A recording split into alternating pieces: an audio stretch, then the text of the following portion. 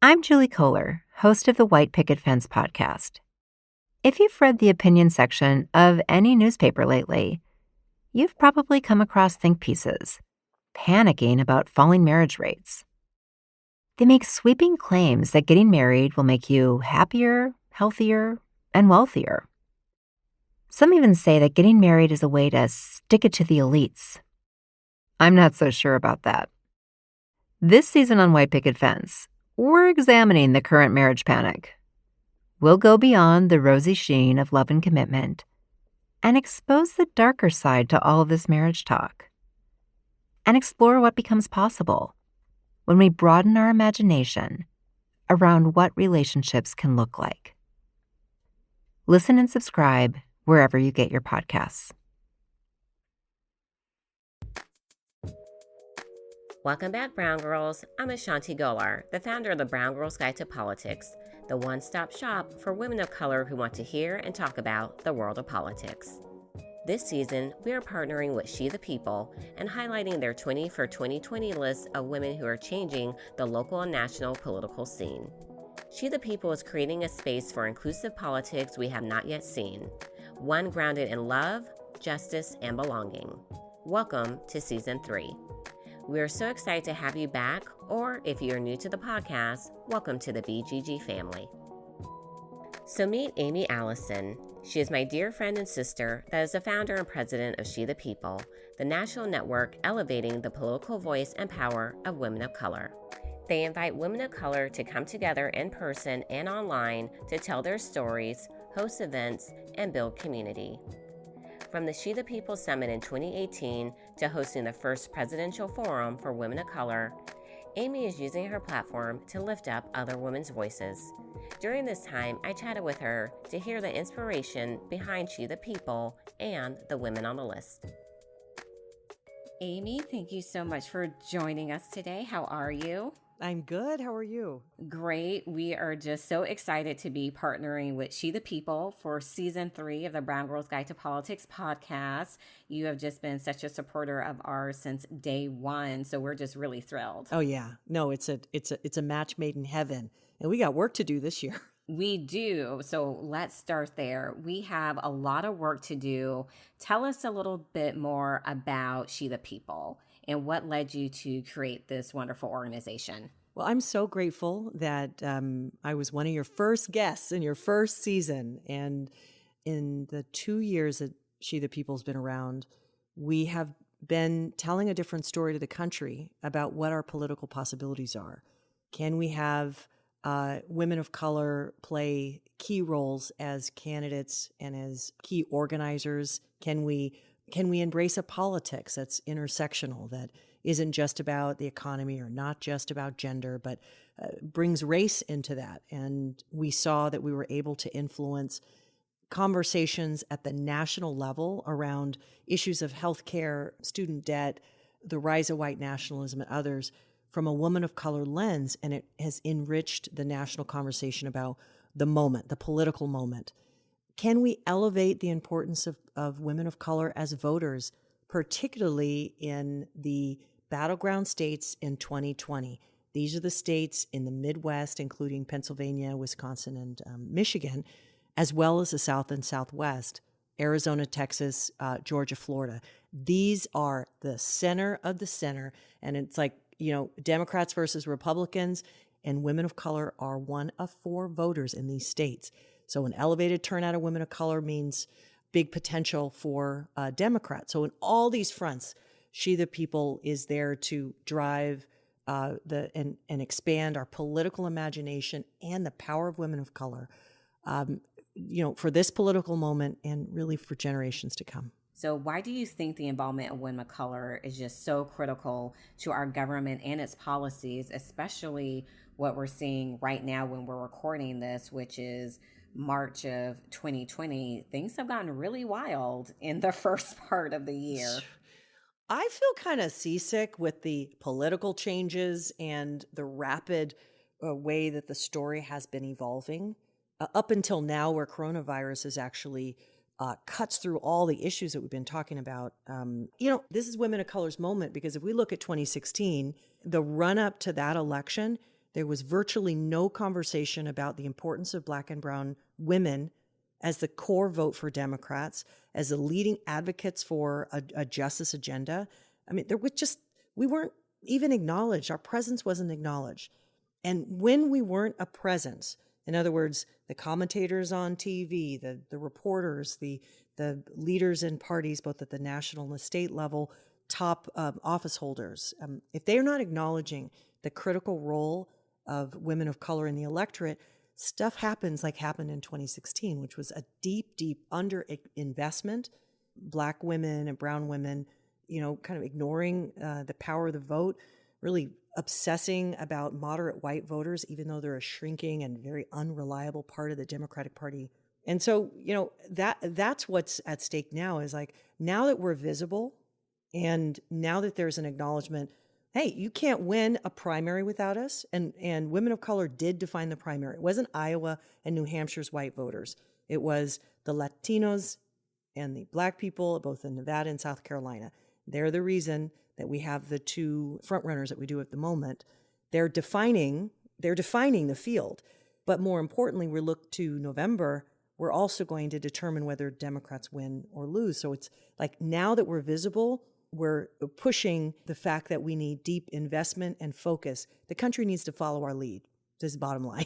So 2 years ago, you and I in our respective, we couldn't have imagined what would have happened. No way.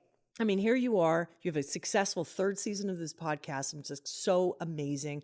And I couldn't have told you back 2 years ago that we would hold a first presidential forum focused on women of color, that we would drive, like we would do the first poll on women of color in Nevada, that we're running a campaign to pressure party establishment and the campaigns to have a woman of color vice president. I mean, I was like, whoa, we are doing it. And the work is just starting. So super grateful for this journey so far. Yes, and you mentioned so many firsts from She the People. You are breaking ground in so many ways when it comes to uplifting women of color.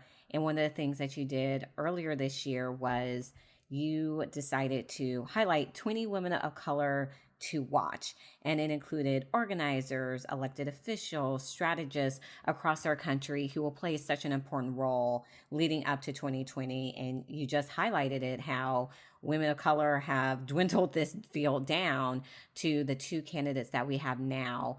Why did you feel that highlighting these women and organizations was so important? Because again, no one has thought to put women of color in the forefront this way like you did. Part of it is that, again, a lesson learned from 2016 and before that is women of color are leading the most powerful voter engagement effort in the country. And voter engagement sounds like an insider term, but it's basically who's registering new voters, who's speaking to voters who are most likely to be progressive voters, and where are these women? So I always say, like, people know names like David Plouffe, who's like got this like high paid job as a consultant. And he gets on cable news all the time to tell people things about politics. Here's what to think. But a white guy, 6 times less likely to vote for a Democrat than a woman of color. So why don't we elevate the voices, the leadership, the excellence, the strategic prowess, and the track record of women of color who are in these swing states? And that's what the 20 for 2020 list is all about. Every single woman on this list, including yourself, I will just say, we put you on that list because including yourself have big, audacious plans for registering hundreds of thousands of voters, knocking on millions of doors, protecting the vote, flipping state legislators, getting more women into office, which is really a central role that you're playing. And some of the women on this list are not famous. They're not well known, but they're doing the most important critical work on the ground. So I wanted to compile a list and say to the rest of the country, look, these are the women you should be following, not just on Twitter, but you should be listening to, you should be watching, because these are the women who are going to determine wins or losses. They're literally changing the architecture of battleground states. And these are the most important people to watch. So this list of 20 for 2020, I'm very proud of. Now, these are all the women who were the movers and shakers. It's like very exciting. Oh, it's so exciting. And So one of the things that I loved, and I wasn't surprised. First of all, I'm really honored to be on this list when I got the email. It truly warmed my heart. But I wasn't surprised to see that one of the things that you asked us was to list our plus one, another woman that we wanted to uplift. And it was so Aimee, but it was just also so in the spirit of She the People and what it stands for. So I'm curious to know, who is your plus one? Ooh, plus one Yes. is really a nod to every woman of color that I meet, almost to a person, is humble. They don't try to talk about their own accomplishments, but they will sing from the mountaintops, from someone that they believe in, and they kind of uplifting their sisters. And that is such a beautiful thing that I wanted us to have a space to do that. My plus one is a woman named Noni Allwood, who comes from a long corporate tech background, very successful woman who is from Central America and came as an immigrant and is a wonderful mentor. She works behind the scenes for me. She's on our executive advisory board at She the People, and I love her. And she has sent me messages late at night encouraging me. She has used her connections, her influence to guide me, to connect me with people. And she's one of those people who helped make She the People possible. So Noni, here's to Noni. Oh, here's to Noni, here's to you, and here is to us highlighting these amazing, incredible Black, Brown, Indigenous women who are going to be breaking barriers on the next season of the podcast. So thank you, Aimee. Thank you. You're all a powerful force. BetterHelp will assess your needs and match you with your own licensed professional therapist. You can start communicating in under 24 hours. It's not a crisis line. It's not self-help. It is professional counseling done securely online. There's a broad range of expertise in BetterHelp's counselor network, which may not be locally available in many areas. The service is available for clients worldwide. You can log into your account anytime and send a message to your counselor. You'll get timely and thoughtful responses, plus you can schedule weekly video or phone sessions so you won't ever have to sit in an uncomfortable waiting room as with traditional therapy. BetterHelp is committed to facilitating great therapeutic matches, so they make it easy and free to change counselors if needed. It's more affordable than traditional offline counseling, and financial aid is available. BetterHelp wants you to start living a happier life today. Visit their website and read their testimonials that are posted daily. Visit betterhelp.com/BGG, that's better, HELP, and join the over 700,000 people taking charge of their mental health with the help of an experienced professional. Special offer for the BGG listeners: get 10% off your first month at betterhelp.com/BGG. Our first guest of the season really needs no introduction. From her hit weekend show on MSNBC to her best-selling books, Joy-Ann Reid is one of the top voices for women of color in television. We talk about how coronavirus is being covered in Black and Brown communities, the 2020 presidential election cycle, and advice for women of color to own their political power in November. I hope you enjoy this conversation. Joy, how are you doing? I am hanging in there. We are safe and secure and trying to stay that way. Oh, that's good. Everyone's safe. Yeah. So one of the things that I first wanted to talk to you about is obviously the news coverage right now is really focused on the pandemic. How do you feel about the response from the current administration regarding the pandemic?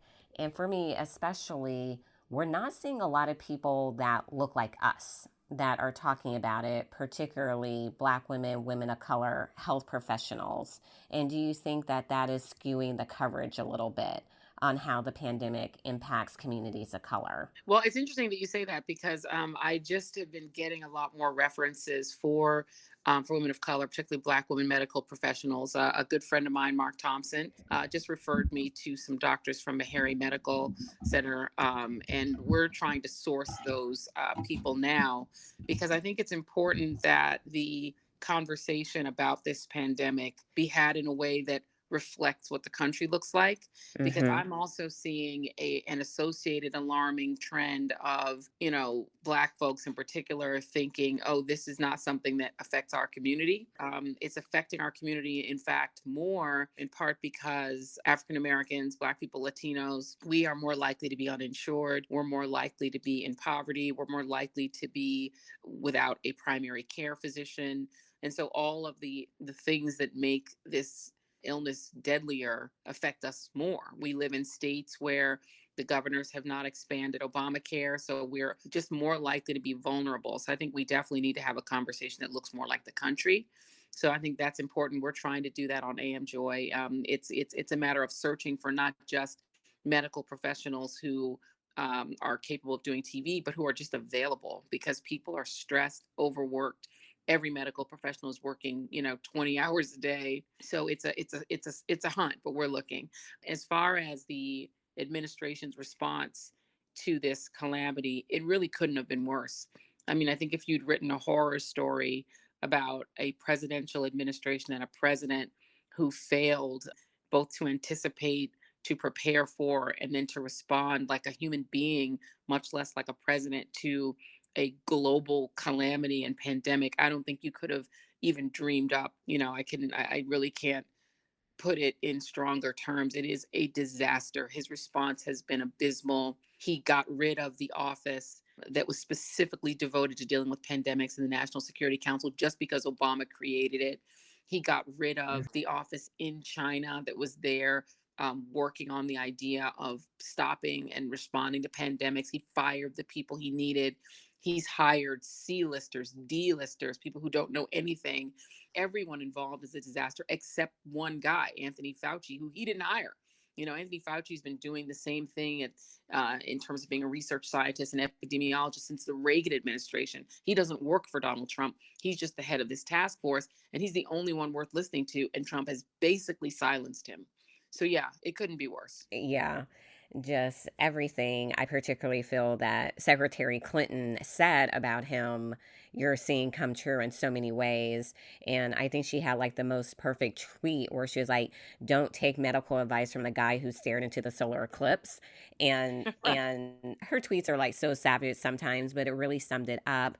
But going back to when you were talking about the lack of access for healthcare for communities of color, something else that's coming to the forefront is the fact that we're actually seeing lots of people of color, especially Black women, be turned away from getting tested because people are saying, oh, you really don't have the symptoms, you're not that sick. And it's again bringing to the surface that when it comes to the healthcare of women of color, especially Black women, that we don't get the same treatment, that our pain is still not seen as real pain. And that's also going to have just a negative impact too, do you believe, on how people of color are treated during the pandemic? Black women are healthcare providers who are especially vulnerable because they don't have protective equipment. Black women are very heavily populated in nursing, as are lots of women of color. When you go into the doctor's office or the ER, you'll notice a lot of the nurses are Black or brown or Asian. And so, yeah, we're on the front lines in terms of that, but also, again, in terms of just not having adequate healthcare coverage. But when it comes to the way that doctors treat, human beings, Black women in particular and African Americans in general tend to be perceived as having higher pain thresholds, as being able to handle pain and illness in a way that makes us more vulnerable. But I will say it's important to note that in this crisis, no one's getting tested.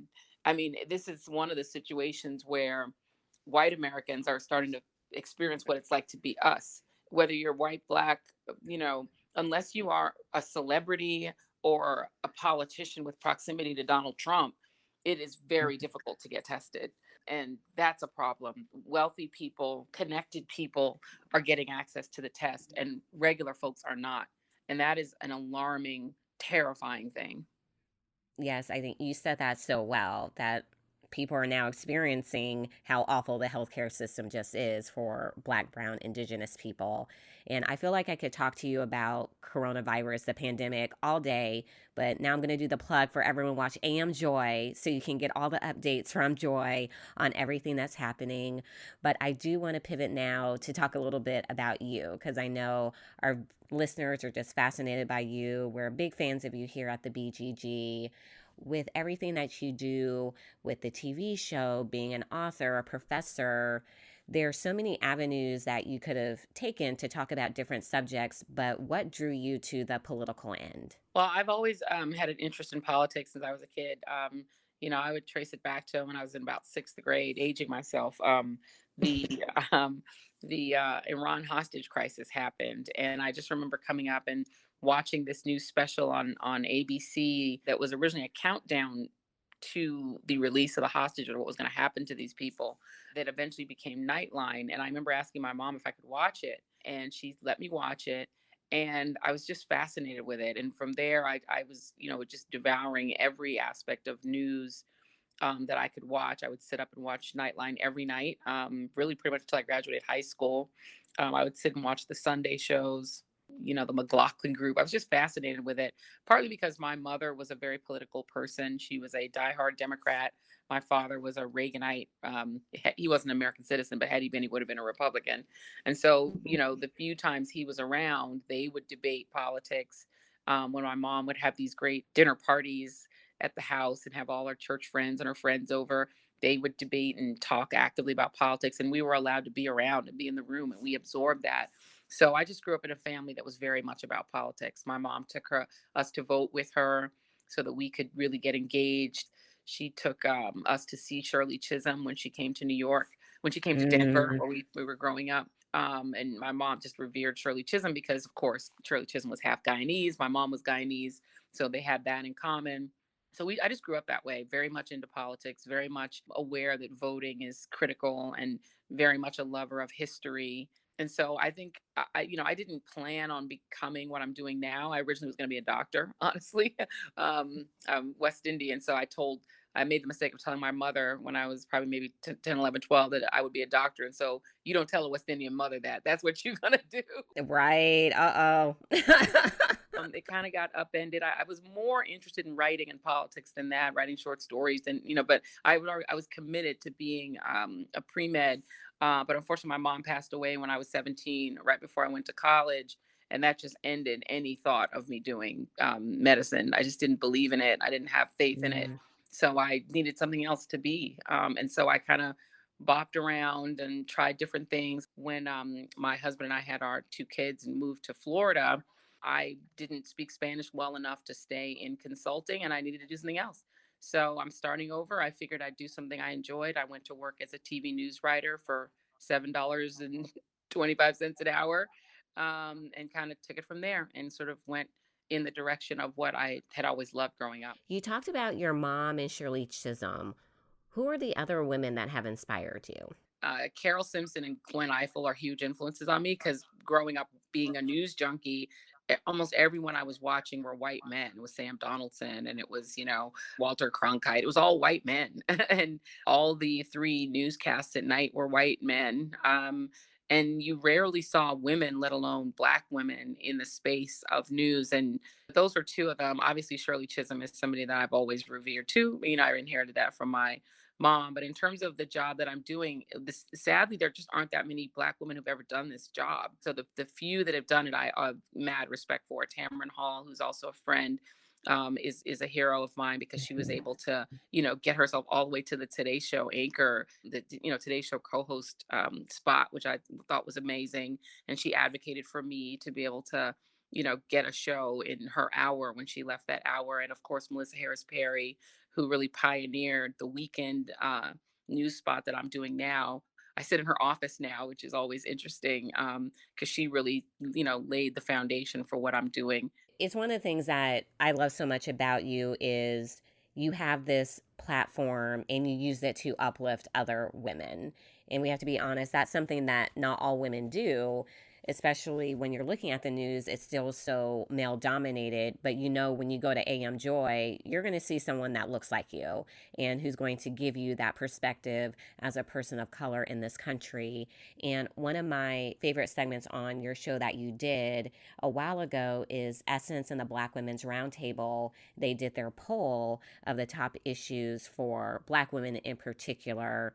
And I thought it was just really nice to see that on MSNBC, on a mainstream show where it's like, okay, this is what you're hearing over here about what people care about, but this is actually what the base of the Democratic Party is caring about. So, candidates, you need to pay attention to this.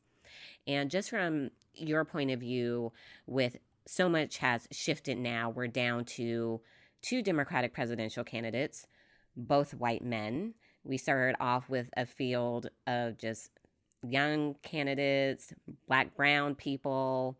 We don't have that anymore. How do you think, especially for women of color, our listeners, what's the best way for them to make sure that these two candidates, is going to be down to one candidate shortly, are paying attention to the issues that Black, brown, Indigenous women care about? We are the voters, right? Mm-hmm. Black women vote at the highest rate of any demographic in the country. We're the most loyal Democrats. Black women picked up Joe Biden's campaign and dragged it out of the grave. Okay. Yes. And we should Facts. tell a Black woman thank you every day. Yes, Jim Clyburn gave him that endorsement, and it was very important. And Jim Clyburn was the savior, is considered the savior of Joe Biden's campaign. But you have to remember who actually voted.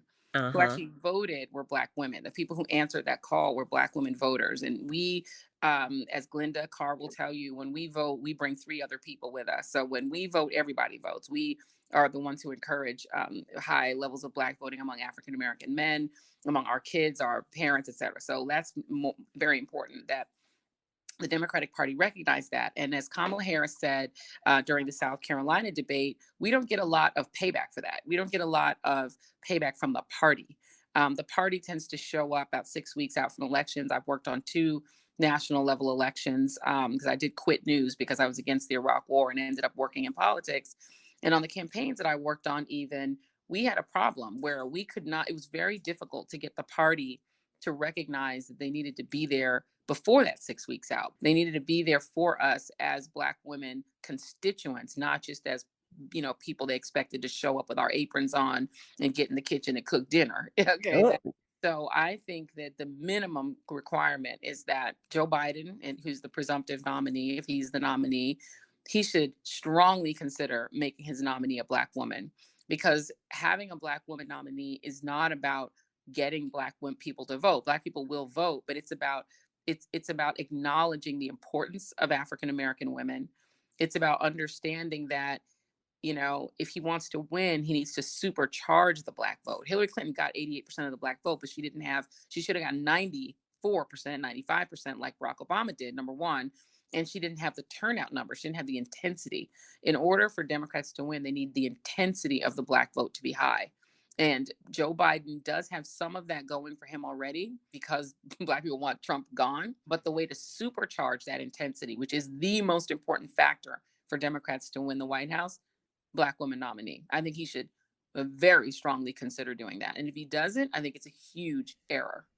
Yeah, and She the People, they did their poll, of who they thought should be the woman VP, and Stacey and Kamala topped that poll, which did not surprise me. And then there was an article I read where they said study finds that Stacey Abrams would be the best person to pick for VP. And I'm just kind of like, well, I also didn't need a study to tell me that she should be topping the list. She's amazing.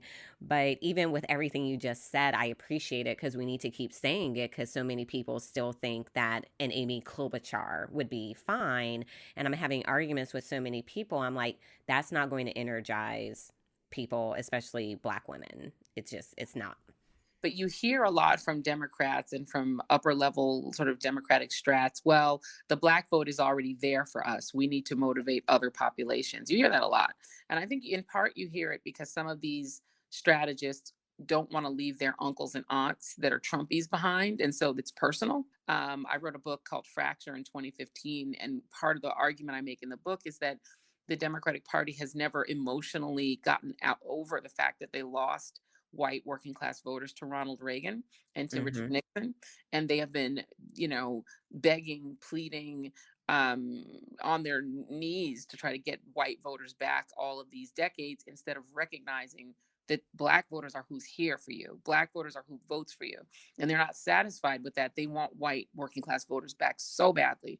They'll do anything. And what winds up happening is they make these appeals to white working class voters, and a majority of white working class voters still vote for Republicans. And that will happen Mm-hmm. again. I will Mm-hmm. just make a prediction on this podcast right now. The majority of white voters will vote for Donald Trump. The majority of white women voters are highly likely to vote for Donald Trump. They've been voting Republican since 1968. I see nothing in the data. I see nothing that leads me to believe that will change in 2020. And so chasing these voters it's about an emotional desire, not about reality and not about data. So just keep in mind, if you're sending a message to Black America that after a white male president, then there will be a white woman president. Before the president you nominate is from the group that has been the most loyal and devoted to you. That is not just a slap in the face, it's a punch in the face.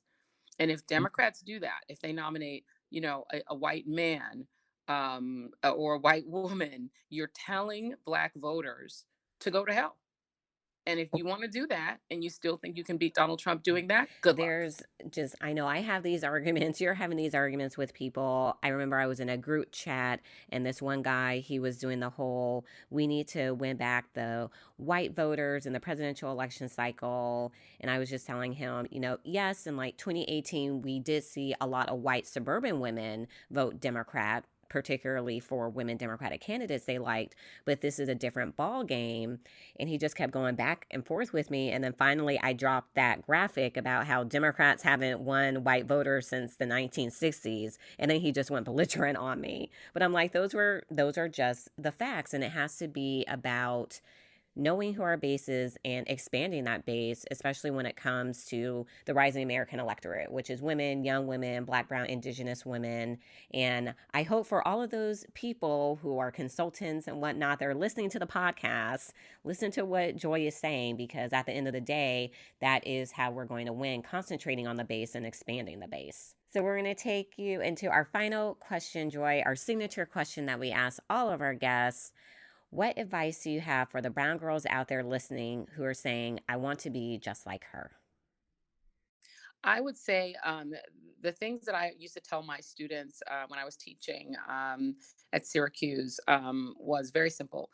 In order to succeed, in order to do the things you want to do, especially in this era when when social media has really leveled the playing field and made it a lot easier to access media, to access prominence and have a huge voice, is number one, mind your writing skills. Like, my core skill is not to be a television personality, it's to be a writer. That's what I'm primarily consider myself to be.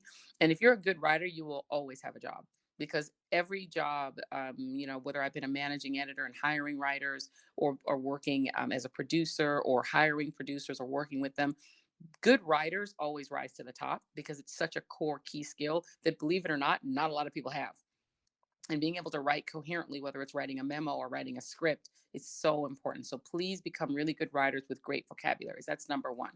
The second piece of advice that I would give to people, and that I always give to people, is not to be afraid to show up. Right? You can't get an opportunity that you don't ask for, and so don't. One of the what did they say? I always want to. I wish I could for one day have the confidence of a mediocre white man. Yep. Right. Well, what they do is they just raise their hand and say they can do it.